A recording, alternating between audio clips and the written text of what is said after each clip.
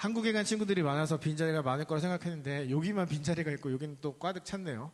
여러분 빈자리가 있던 옆에 맨날 보이던 친구가 안 보이던 그런 거 상관하지 말고 오늘 여러분들이 지금 찬양으로 고백했던 것처럼 여러분들의 예배를 하나님께 올려드리는 이 시간 되었으면 좋겠어요. 사람이 많고 적고가 중요한 게 아니라 내가 오늘 하나님과 만나는 그 시간이 더 중요하니까 여러분과 함께 말씀 나누는 이 시간 집중하고 또 오늘 하나님이 나에게 주시는 그런 은혜가 무엇인지 함께 또 받는 그런 시간이 되기를 소망합니다. 오늘은 요한복음 3번째 시간이죠. 여러분 2번 나눴던 요한복음 말씀 기억하고 있나요? 첫 번째, 어둠은 그 빛을 끌 수 없다. 두 번째, 우리는 예수님을 자랑하는 삶을 살아야 된다.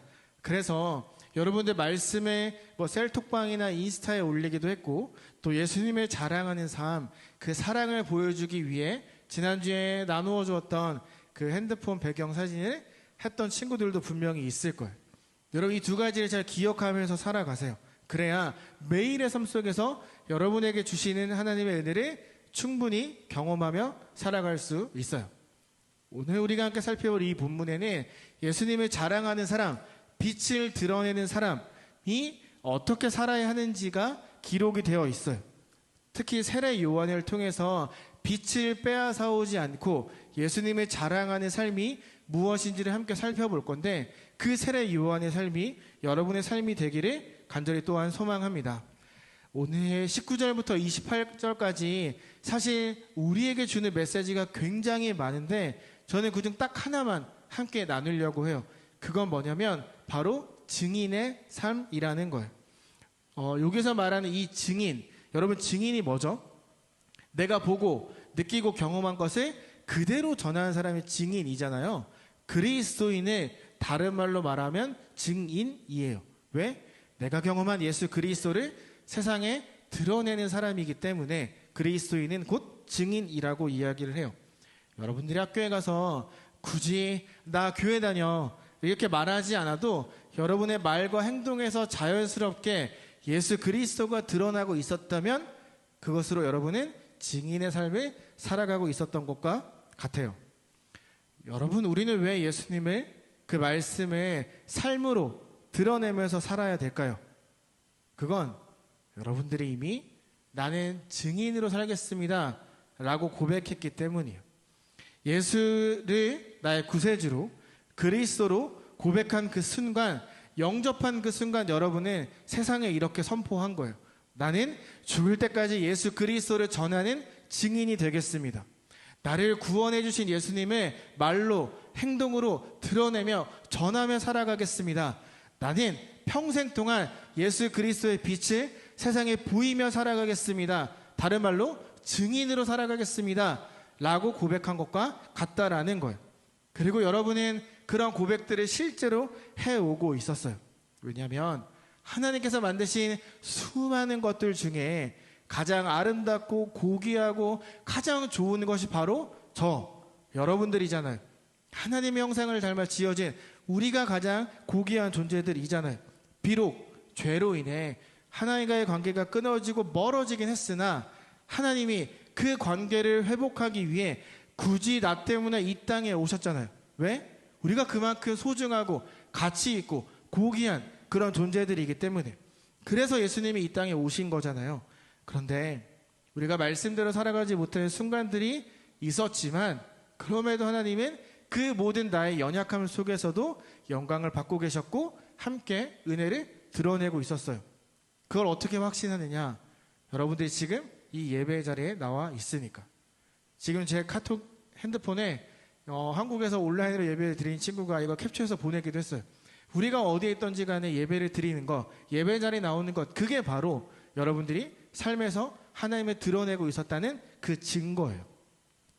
하지만 잘 생각해보면 한 주를 살아가면서 우리는 하나님의 자랑하지 못할 때가 좀 더 많았어요.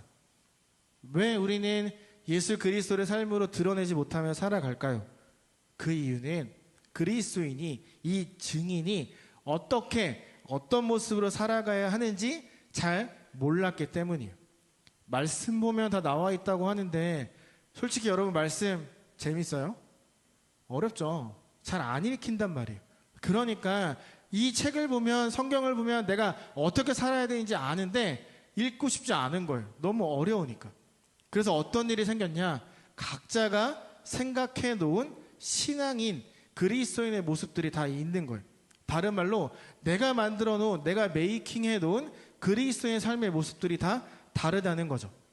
그래서 그거를 하나로 만들기 위해 예수님이 이 땅에 오신 거예요. 어떻게 살아가는 게 증인의 삶인지, 어떻게 살아가는 게 그리스도인의 삶인지를 보여주기 위해, 하나의 예시를 주기 위해 예수님이 이 땅에 오신 거예요. 우리를 구원하기 위해 오셨죠. 하지만 우리는 그 구원에만, 십자가의 죽음, 부활에만 집중하는 게 아니라 예수님이 어떻게 사셨는지도 집중해서 봐야만 해요. 그래야 그리스도인이 내가 어떻게, 어떤 마음으로, 어떤 목적으로 살아가야 하는지를 우리는 알 수 있어요. 여러분, 예수님이 이 땅에 오셔서 어떤 일을 가장 먼저 하셨을까요? 그건 하나님을, 그 빛을 이 세상에 소개하는 증인의 삶을 먼저 살아가셨어요. 죽기 직전까지 예수님의 모든 삶을 보면 하나님을 이 땅에 드러내는 증인의 역할을 하셨다라는 거죠.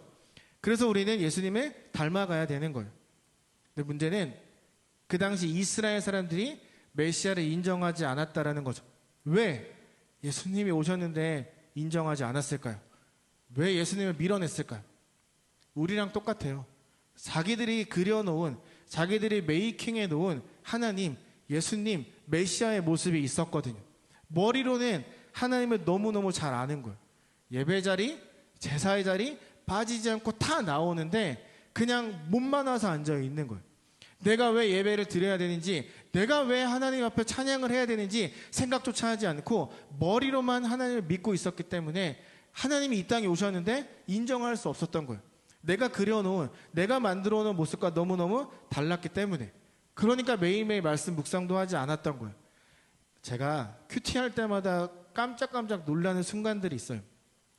제가 그래도 여러분보다는 성경을 좀 더 많이 읽었고 성경을 공부하고 연구하는 사람이잖아요. 그래서 이제 큐티를 하려고 성경책을 딱 피면 성경이 먼저 눈에 들어오지 않아요. 딱 한 줄 읽는 순간, 아, 뒷이야기 이거였지. 그래, 그 다음에 이런 얘기가 나올 거야. 그래, 여기서 말하는 내용은 이거지. 그럼 적용은 이거야. 여러분, 이게 머리로만 하나님을 아는 사람의 모습인 거예요. 말씀을 말씀대로 보지 않는 거예요. 예배 드리는 시간을 예배 드리는 시간답게 보내지 않는 거예요. 하나님에 대해서 너무너무 잘 아니까 제가 큐티를 할 때 오늘 나에게 주실 은혜가 무엇일까가 아니라, 아, 그래, 이건 이런 내용이지. 그래, 이렇게 큐티를 하고 있었다라는 거예요. 여러분, 원래 큐티를 제대로 하잖아요. 기본 1시간이에요. 큐티를 정말 제대로 말씀에 집중하면 1시간, 2시간 금방 가요. 저는 오늘 한 2시간 정도 했나고 딱 보면 5분밖에 지나 있지 않은 거예요. 근데 그 큐티 노트에는 오늘의 말씀, 주제 이런 게 너무너무 잘 기록이 되어 있어요. 왜? 머리로만 하나님을 아는 모습이 저에게서도 계속해서 드러나는 거예요. 그때마다 저는 정말 깜짝깜짝 놀라요. 이스라엘이 그랬던 거예요. 하나님에 대해 너무 많이 들은 거예요. 아침에 눈 뜰 때마다 아빠가 귀에다가 말씀을 때려 박는 거예요. 막 걸어가면 엄마가 따라서 말씀을 이야기하는 거예요. 너무너무 하나님에 대해서 잘 알아요. 내가 머리에 넣어놓은 하나님이 전부라고 생각하는 거예요. 근데 문제에 직면하는 거죠. 하나님이 세상을 만드셨어. 믿어. 근데 그게 나랑 무슨 상관인데? 하나님이 나를 위해 메시아를 보내실 거야. 난 그걸 믿어. 근데 그게 왜? 나랑 무슨 상관인데? 보이지 않는 하나님보다 내 눈에 보여지는 우상들이 더 보기 좋았던 거예요. 여러분, 전지전능, 여러분 어떤 느낌이에요? 전지전능 한번 설명해 줄래요? 라고 여러분에게 말하면 여러분 딱 자신 있게 설명할 수 있겠어요? 어떤 의미인지는 알겠는데 이게 내 막 피부에 와닿진 않잖아요. 전지전능, 여러분 어떻게 딱 한 문장으로 설명할 수 있겠어요? 이게 우리는 느낌적인 느낌으로 하나님이 전지전능해요 라고 말하는 거잖아요. 근데 그 당시 우상들은 달랐어요. 바알, 풍요의 신인 거예요. 앞에 딱 서 있는 이 우상 바알을 잘 믿으면 어떤 일이 일어나냐, 막 풍요롭게 모든 곡식들을 다 얻어낼 수 있는 거예요. 아세라, 다산의 신, 그 당시 아이를 낳다가 죽는 사람이 많았는데 이 내 앞에 있는 우상만 잘 믿으면 아이를 건강하게 많이 낳을 수 있는 거예요. 아스다롯, 사랑의 여신, 내가 좋아하는 남자애랑 만나고 싶어요. 여자애랑 만나고 싶어요. 그럼 아스타롯 앞에 가서 막 비는 거예요. 왜? 사랑의 신이니까. 그모스, 전쟁의 신. 20만 우상만 들고 나가면 전쟁에서 이길 수 있어요. 다곤, 곡물의 신, 날씨의 신. 잘 믿으면 원하는 데 비가 오고 해가 막 내리쬐는 거예요. 얼마나 직관적이에요. 전지전능, 나에게 잘 와닿지 않는 그 표현보다 내 눈앞에 있는 우상들이 더 너무너무 보기 좋았던 거죠.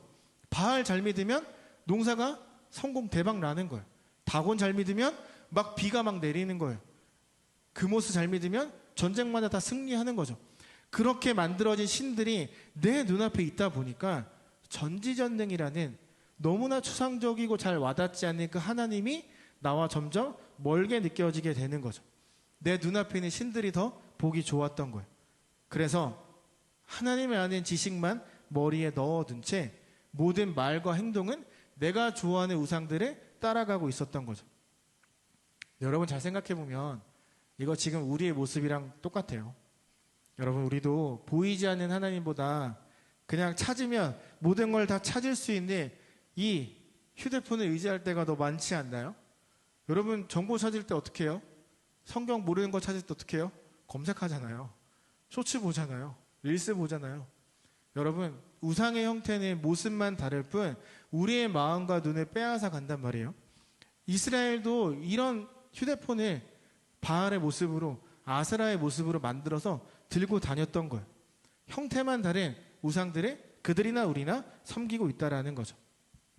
잘 생각해 봐요. 내 모든 마음과 눈을 빼앗긴 그런 사람들이 살아가는 곳에 예수님이 오신 거예요. 사람들이 믿었을까요? 믿을 리가 없죠. 아기로 왔는데, 말도 못하고 우는 아기로 왔는데 어떻게 믿을 수 있겠어요? 근데 예수님이 이 땅에 특별한 미션을 부여받고 오셨어요. 분명한 이유를 갖고 오셨어요. 그분이 이 땅에 와서 우리에게 보여준 그 특별한 미션은 단 한 가지였어요. 구원은 예수 그리스도를 통해서만 가능하다. 다른 말로 너네가 믿고 있는 우상들을 통해 너희는 구원받을 수 없다. 오직 구원의 길은 나에게만 있다. 그런 특별한 미션을 받고 이 땅에 오셨어요. 근데 사람들이 믿지 않는 거죠. 너무 연약해 보이는 거예요. 바알, 아세라 그렇게 조각해 놓은 신상들을 보면 너무너무 멋있고 큰데 이 아기는 너무 보잘것없어 보였던 거예요. 이 아기, 아빠가 누군지도 모르는 이 아기가 너무나 형편없어 보였던 거죠. 여러분 생각해봐요. 이 아기가 나를 구원한다? 차라리 내 앞에 있는 바알이, 내 옆에 있는 아세라가, 내 뒤에 있는 그모스가, 내 옆에 있는 다곤의 신상이 나를 구원하는 게 더 빨라라고 사람들이 생각하지 않았을까요? 모두가 그렇게 생각하는 그때 예수님이 이 땅에 오신 거예요. 여러분 전에 정말로 구원만을 위해 예수님께서 이 땅에 오셨다면 사람으로 33년을 살지 않으셨을 거라고 생각해요. 진짜 구원만이 목적이었다면 하나님이 이렇게 번거롭게 일하지 않으셨을 것 같아요. 너무너무 쉬워요. 말씀으로 세상을 만드신 그분이 우리에게 주신 자유의지를 빼앗아가면 우리는 그냥 눈 뜨고 잘 때까지 하나님을 찬양할 거예요. 하나님이 그냥 말씀으로 니네 다 없어져라, 다시 생겨라 이렇게 해서 새로 리셋했으면 훨씬 더 편했을 거예요. 근데 그렇게 하지 않으셨죠. 어떻게 보면 정말 오랜 시간이 걸리고 불필요해 보이는 정말 이해할 수 없는 모습, 직접 인간으로 오셔서 33년을 살아내고 죽으신 거예요. 왜 이렇게 긴 시간을 하나님이 참아내셨을까요? 왜 예수님이 이 긴 시간에 그렇게 무시당하고 욕먹어가면서 버텨내셨을까요? 보냄을 받았기 때문이에요. 증인으로 살아야 되는 보냄을 받으셨기 때문이에요. 구원받은 이후에 어떻게 살아야 할지를 보여주는 완벽한 예시, 모델이 되기 위해 이 땅에 보냄을 받으신 거예요. 그래서 우리에게 가장 친숙한 방법인 인간의 모습으로 오셔서 우리와 함께 살아가면서 우리와 함께 음식을 먹으며 그 33년을 살아가신 거죠. 그분이 오셔서 한 건 딱 하나예요. 하나님 나라를 사람들에게 전하는 것. 다른 말로 증인의 삶을 살아갔어요. 우리도 마찬가지예요. 여러분들도 내가 살아가는 이유, 내가 이런 부모님을 만난 이유, 내가 이 시기 이때 자카르 땅에 살아가는 이유는 정말 분명해요. 아주 명확해요. 오늘 본문을 통해 우리는 그 이유를 알 수 있어요. 우리도 예수님처럼 보냄받은 증인의 삶을 살기 위해 이 시기 이때 여러분을 이 땅에 보내신 거예요. 예수님처럼 하나님의 세상에 드러내라고, 삶으로 보여주라고, 그렇게 하나님을, 빛의 그리스도를 전하며 살라고, 다른 말로 증인의 삶을 살아가라고 이 땅에 여러분을 보내신 거예요. 그런데 우리가 그 보냄받은 증인으로 살아가려면 반드시 해야 되는 게 있어요. 반드시 해야 되는데 너무나 우리가 쉽게 놓치고 살아가는 게 하나 있어요. 보냄받은 증인으로 살려면 하나님과 깊이 있는 교제가 필요해요. 말씀 읽는 것, 기도하는 것 등 하나님과 가까워지려는 노력이 우리에게 반드시 있어야 돼요. 그런데 우리는 이걸 너무 쉽게 잊고 살아간다는 거죠. 아까 예반이가 잠깐 이야기했지만 지난주 예배팀 MT를 하는데 새벽 2시쯤에 몇 친구가 저를 찾아왔어요. 막 찾아와서 목사님 저희 막 필사하기로 했어요. 그래서 잘했어. 난 저랑 같이 하자고 할 줄 몰랐으니까 잘했다. 열심히 해. 근데 저보고 같이 하자는 거예요. 근데 그때 필사? 빡센데? 생각했지만 그래도 한다는데 그냥 같이 하자 이런 마음을 갖게 됐어요. 미리 필사를 하고 있던 친구도 있었고 필사를 하려고 친구를 찾고 있던 사람도 있었어요. 근데 여러분 이게 얼마나 큰 감동이었는지 아세요? 저는 이제 약간 이상한 욕심이 있어서 내가 1등으로 올리고 싶은 거예요. 다른 친구가 올린 것보다 내가 먼저 올리고 싶은 거예요. 근데 막 요한복음 필사를 1장, 2장 써내려고 하는데 자꾸 눈물이 나는 거예요. 왜 눈물이 나는 줄 아세요? 왜 감동이 온 줄 아세요? 여기에도 보내심을 받은 사람답게 살아가려고 노력하는 친구들이 있었구나. 여기에도 그 빛을 드러내며 살려고 살아가던 친구들이 있었구나. 비록 말하지 않았어도 누군가에게 내 마음을 고백하지 못한 친구들도 분명히 있을 건데 여기에 자카르타에 사는 이 친구들의 마음속에 정말로 예수님이 있었구나. 그 마음이 드니까 필사를 쓰면서 손이 아픈데 눈물이 나는 거예요. 막 울컥울컥 하는 거예요.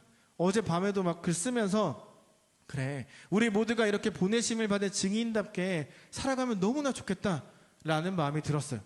필사를 하지 않는다 해도 예배 자리에 나오고 어떻게든 말씀대로 살아가려고 노력하는 여러분들의 그 삶의 모습 하나하나가 다 보내심을 받은 증인의 모습으로 살아가고 있었다는 걸 꼭 기억했으면 좋겠어요.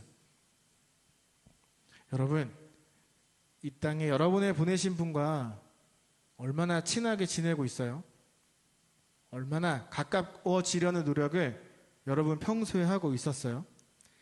지금 보면 외국 학교 친구들이 이제 많이 한국에 갔죠. 방학했고 직스 친구들도 다음 달에 방학을 할 거고 우리 12학년 친구들도 시험 끝나고 이제 조금 여유가 생겼을 거예요.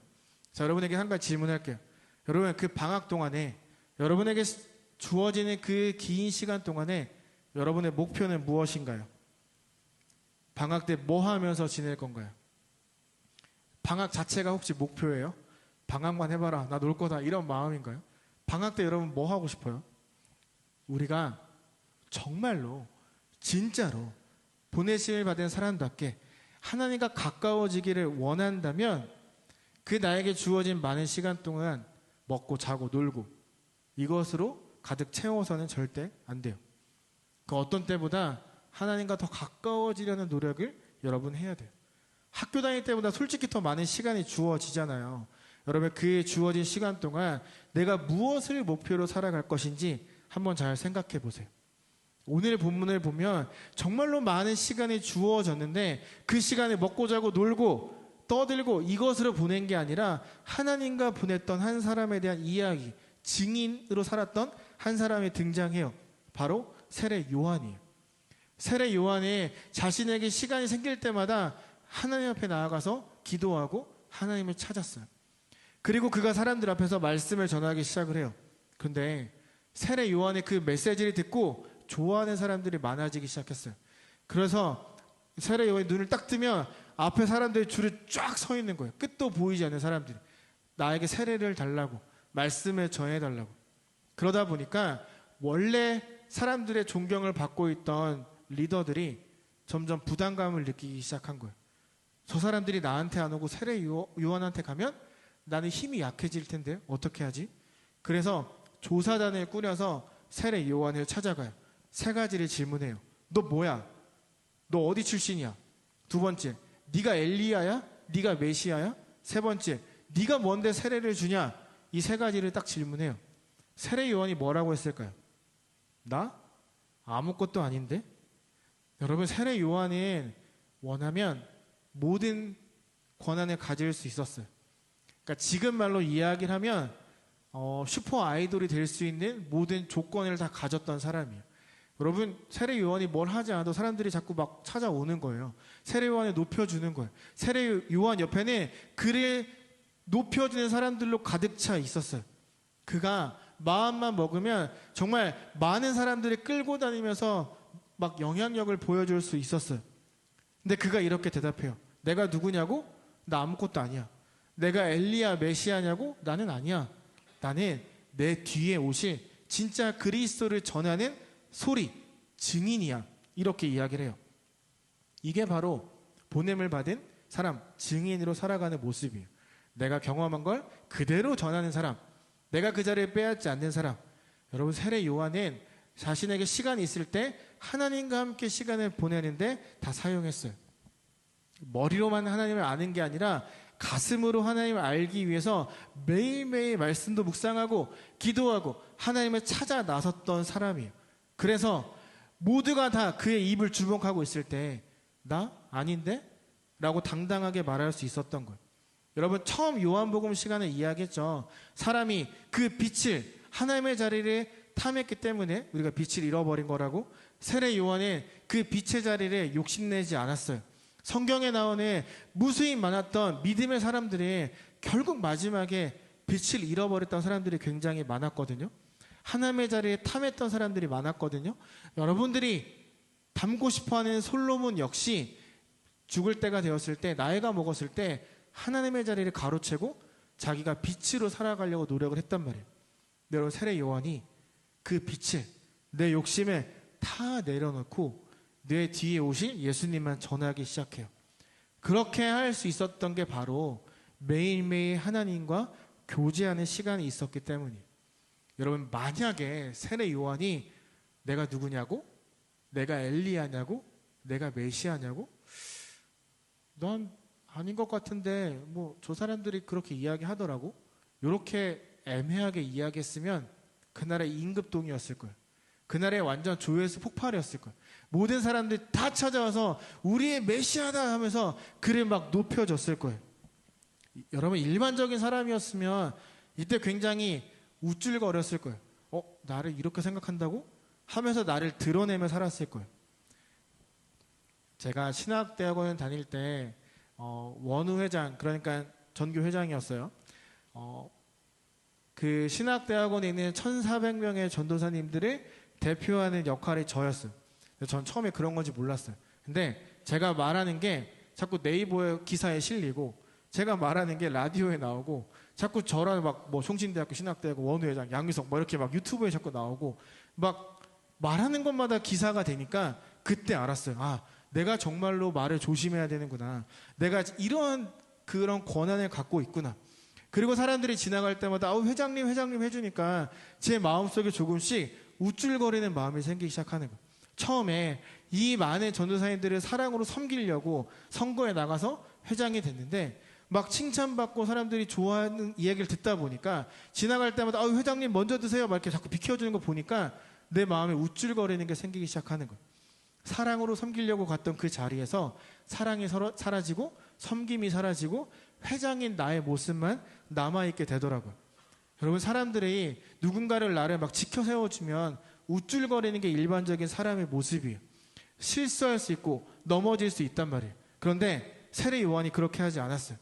눈만 뜨면 모두가 찾아와서 오늘은 나에게 어떤 말씀을 해주실 거야? 오늘은 나에게 세례 주실 거야? 이렇게 막 사람들이 몰려야 되는데 그가 딱 잘라 이야기를 하는 거예요. 나 아무것도 아니야. 나에게 찾아오지 마. 나 메시아도 아니야.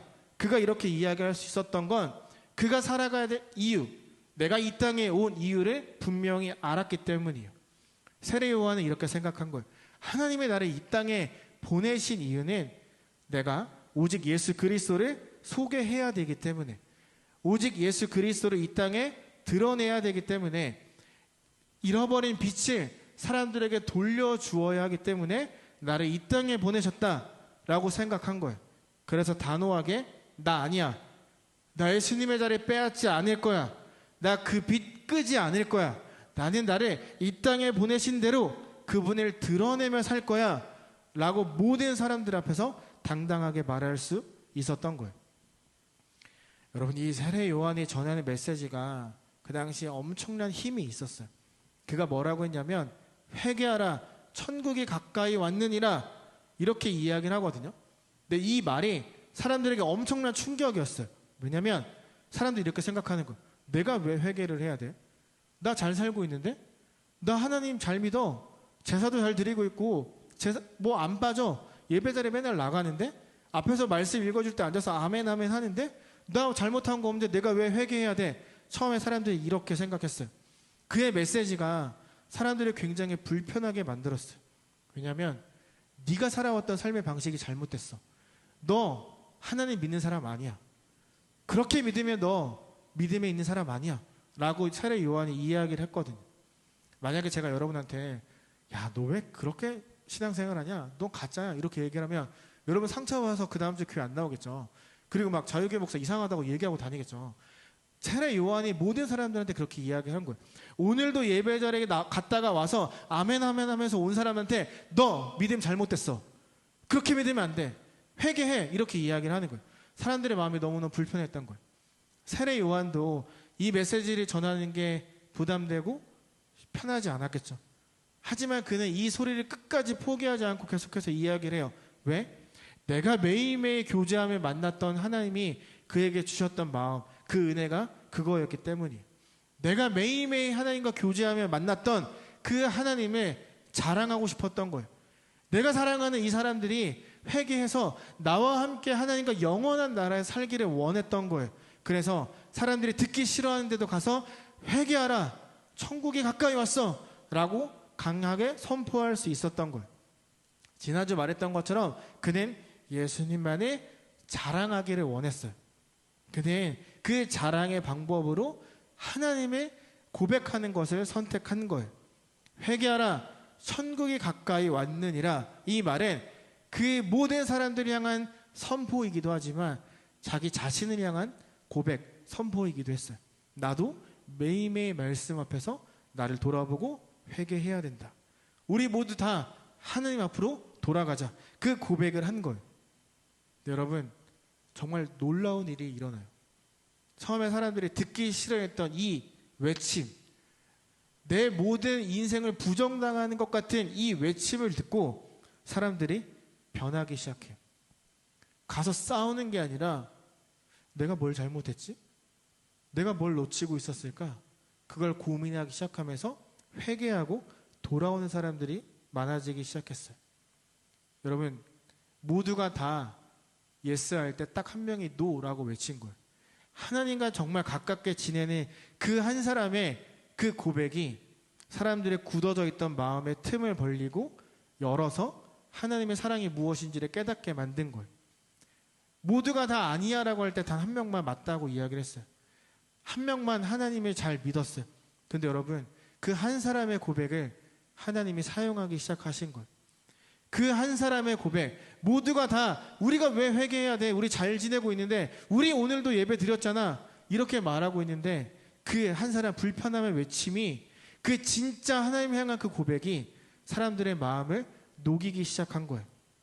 내가 하나님 앞에 잘못 살고 있었구나, 그걸 깨닫도록 하는 거죠. 여러분, 하나님은요, 여러분에게도 이러한 삶의 고백을 기다리고 계세요. 여러분이 이러한 삶의 고백을 하기를 원하고 계세요.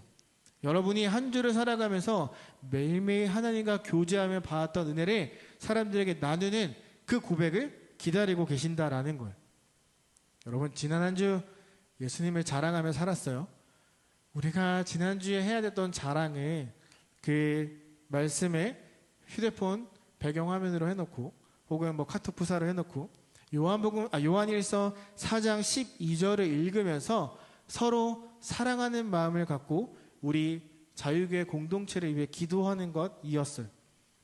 여러분이 정말로 지난주에 그런 사랑하는 마음을 갖고 기도하며 하나님과 교제하며 왔다면 세례 요한처럼 하나님을 향한 그 고백이 이 자리에 있었을 것이라고 저는 믿어요. 하나님 향한 고백이 여러분의 찬양의 모습으로, 말씀을 듣는 지금의 모습으로 곧 기도하게 될 때 드러나게 될 거라고 저는 믿어요. 여러분, 지난 한 주 예수님을 자랑하며 살아왔었나요? 한번 생각해 보세요. 이 푸사를 보면서 그냥 아무 생각 없이 지나갔는지, 아니면 정말 보면서 그래, 우리 안에 사랑이 있기를 바라는 마음으로 기도해 왔는지 한번 생각해 보세요. 여러분, 이번 주도 미션이 있어요. 별로 어렵지 않아요. 큐티한 양파카가 월요일부터 금요일까지 매일매일 아침 6시, 7시에 올라가잖아요. 그걸 여러분 스토리에 공유하는 거예요. 제가 조회수 올리려고, 팔로워 많아지려고, 유명해지려고 하는 게 절대 아니에요. 여러분이 하나님의 말씀과 가까워지기를 바라서요.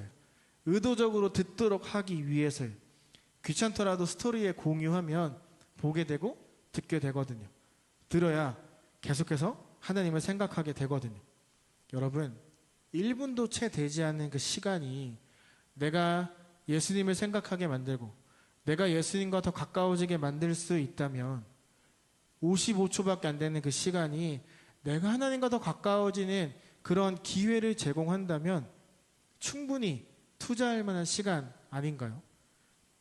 여러분, 수많은 쇼츠와 릴스를 보면서 좋아요 다 누르잖아요. 여러분, 제가 이 큐티한 양파카를 하루에 10분씩 보세요. 10번씩 돌려보세요. 이런 말 하지 않을 거예요. 여러분, 그런데 그 짧은 시간, 여러분이 그 시간을 투자하면 저는 확신해요. 그 짧은 시간이 여러분의 마음을 흔들 거고, 그 짧은 시간이 하나님을 생각하게 만들어줄 거고, 그 짧은 시간이 여러분을 향한 하나님의 사랑을 누리게 해줄 거라고 저는 믿고 확신해요. 그래서 여러분도 사례 요한처럼 하나님을 향한 그 믿음의 고백을 올려드리게 되는 그러한 그리스도인들, 증인들이 될 거라고 저는 믿고 확신해요. 그리고 여러분의 그 고백을 통해서 정말 깨어지지 않을 것 같았던 이스라엘 사람들의 마음이 깨어지고 하나님 앞으로 돌아왔던 그러한 일들처럼, 여러분들의 그 고백을 통해, 여러분들의 그 믿음의 선포를 통해 많은 사람들이 하나님에 대해 궁금해하고 하나님 앞으로 돌아오게 되는 일들이 일어날 거라고 저는 믿어 의심치 않아요. 여러분, 어렵지 않죠?